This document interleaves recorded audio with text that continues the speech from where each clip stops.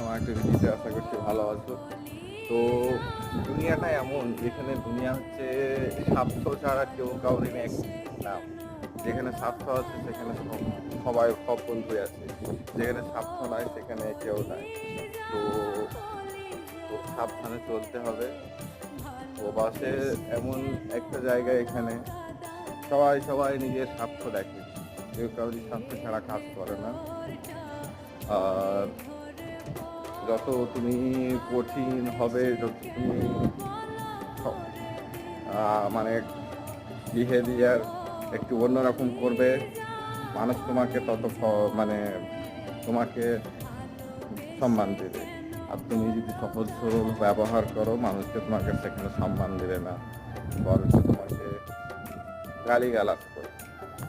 তো মানুষের সাথে যত কম কথা বলবে তত ভালো।